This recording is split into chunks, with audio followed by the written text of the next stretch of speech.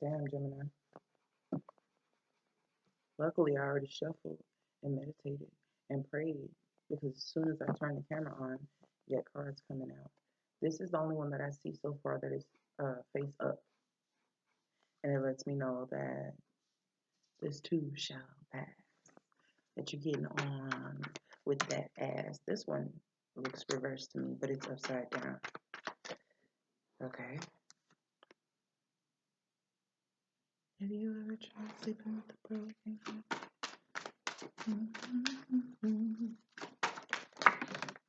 Okay.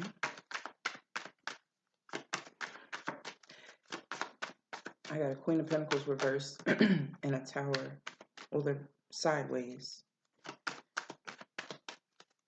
I feel like all your cards damn near want to come face down, but strength is at the bottom. It's gonna take a lot of patience, right? These cards came in sideways. Okay, I don't. It's almost okay. What I'm feeling so far with these two coming out sideways, when you do a Celtic cross spread, when it lands sideways, when it's crossing, sometimes it's considered upright and sometimes it's considered reverse. Okay, I think that this is telling me this would help alleviate. This would help alleviate this moment of breakdown and breakthrough, or you can choose against this energy and go it alone.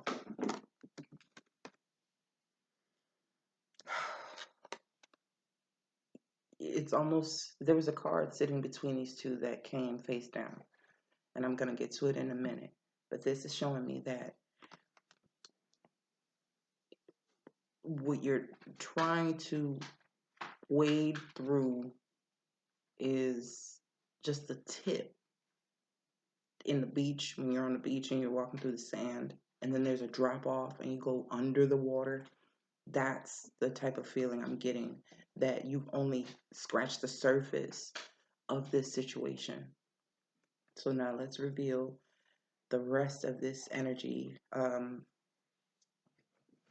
This can be a companion as far as Mercury goes, because this can be a Virgo energy or someone who is in the 3D, Capricorn or Taurus, that can actually help you, because this is a foundation. This is something solid or structured that is unfolding. So if anything, if anyone knows about loss in a physical way, it is the earth element. It's people who have those distinct qualities and those abilities to navigate rubble, to build from the ground up, because that's what they've been doing since birth.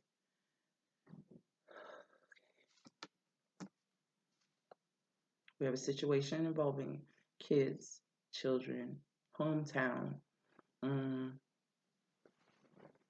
established connections that you've had for quite a while. And there's 2 sixes on the board already. So this is about a companionship, a relationship. Okay. Following the 6 of swords, the devil reversed. I love it. I like this. I like this a lot. Why? Because you're choosing. You're choosing to let sleeping dogs lie. You're choosing not, okay, of the 6 swords, 3 belong to you and 3 belong to another person. What I see being released is the allowance of someone else's words, someone else's actions, and someone else's information put you in a state of bondage. This is showing moving from all that we've been through and what we stand on. We could move forward, but this shit got to go. So I may be hurt with what is still here, but I am not destroyed by it. I have more footing than that.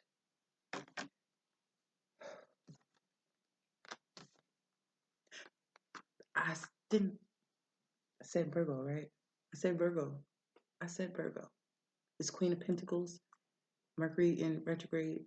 It's showing this. Told you, they've always known how to build, right? Since the beginning of their conception to now. Not the beginning of their conception. Although, when you're conceived in the element that you were to be born in, unless a person gives birth prematurely. So in the time of Capricorn, a Virgo is conceived. In the time of, no,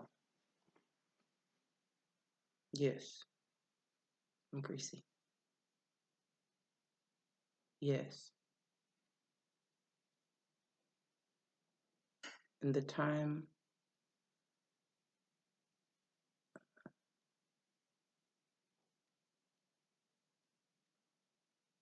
something like that. You have that element circling around, and it's almost like a predetermined correspondence. I have to do my research on that.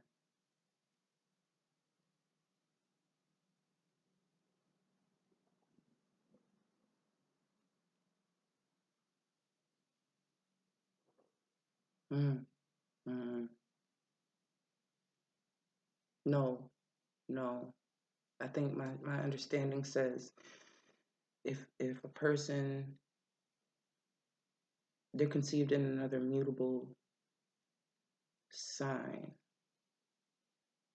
or another fixed sign or another cardinal sign. So a person conceived in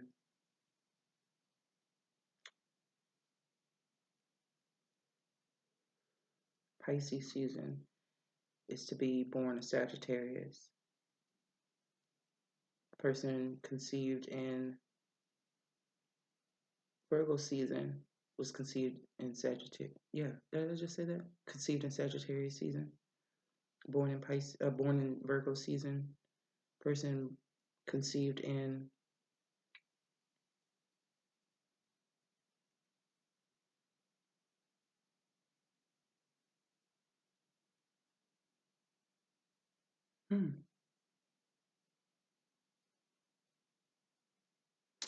I'm getting that mixed up. Okay. Anyway, you have this.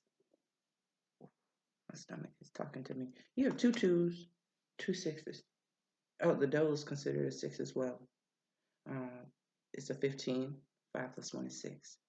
So this is for once and for fucking all. We're eradicating this. If you've ever listened to Your Angelic Karma, she is the first tarot reader that has ever explained it in this manner, that if you see the strength card, you know the devil has been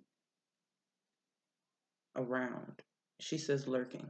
You understand? So if you see another reader using that description, it's because they have learned it from your angelic karma. Okay?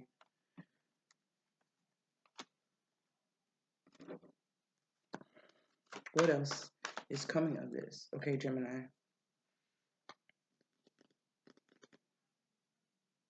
It's your decision. Because what Mercury is gonna do, right? Because the archangels that it was revealed to me. I was given a gift from Raphael, who is the archangel associated to Mercury and Virgo. But what was revealed to me about Gemini's association was Kokabiel and Barakiel. One is the teacher of astrology and the stars, things of that nature, and his twin, Barakiel, is the shitstorm. He is the instigator. He is the shock and awe. He is associated with lightning. That's what brings Uranian energy to me, because Uranus rules over lightning. But Barakiel has that type of element in him, whereas Kokabiel has more of a Libran association with him, showing you how things measure up against the stars, how astrology is implemented, teaching. That's why Hermes, related to Mercury, Hermes Trismegistus, he was the Hermetic principles, things of that nature are associated with Gemini, and knowledge, uh, socializing, relaying information. So it's the manner in which information is relayed. And I do feel that when it comes to this union or partnership in business, I have a breakdown on the Two of Cups as well. In the traditional Rider-Waite, there is a lion, winged lion. Where's the damn strength card? Where the hell? Where the heaven did I put it? That's what I get for shuffling. Huh?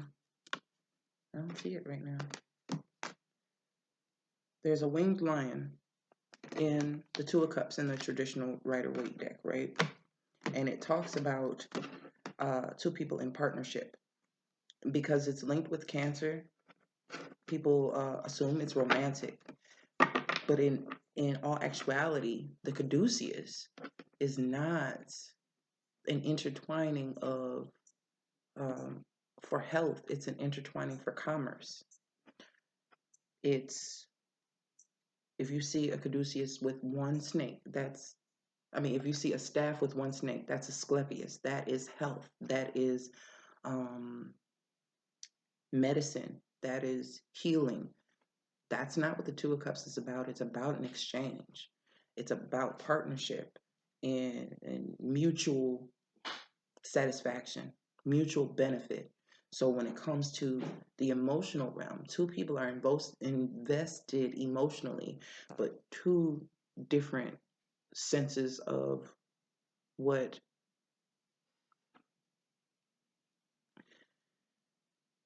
she's with a rabbit. Okay, that's abundance, that's fertility, that's it can be an energy that is skittish or um, quickly excitable, and then you have the young boy with the frog, and it comes to mind sugar and spice and everything nice, and then boys are,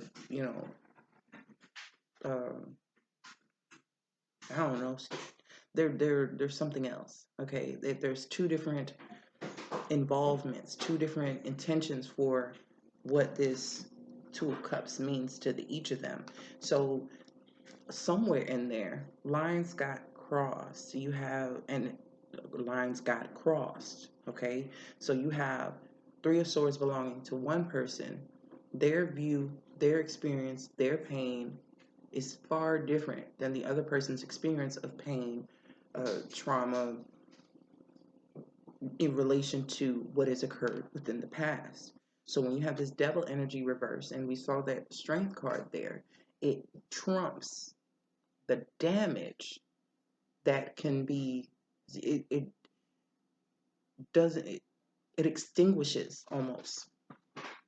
It extinguishes the extent of the influence of this devil card, which is being bound to it and being obligated to it. So we are left with Three of Swords, but it's more so remnants of what one perceived to have experienced. It's, okay, two of these major ass cards that can be devastating. It's a demolishing of, we're demolishing the right shit in a manner that lets us keep our wits about us, lets us stay focused, poised, graceful, and not sink with the ship. It's gotten to a place. Oh, shit. Look at this. If you can see this. The boy is holding a frog, and there the frog is. It appears in both cards. The commonality of that. It's almost as if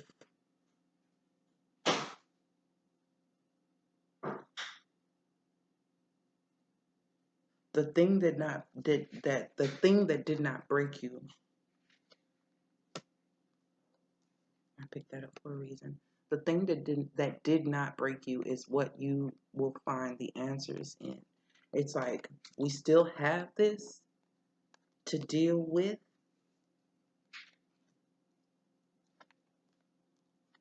but if we take it one by one, we can actually see it for what it's really worth. If what is still painful about it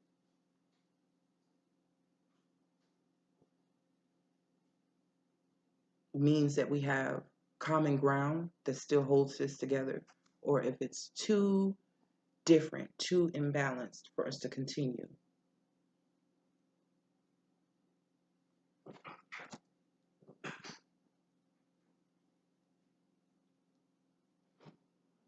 Virgo is lending the support for you during this Mercury retrograde. You're traveling by the light of the moon. You're traveling in the dark. We have a Virgo full moon coming up, okay?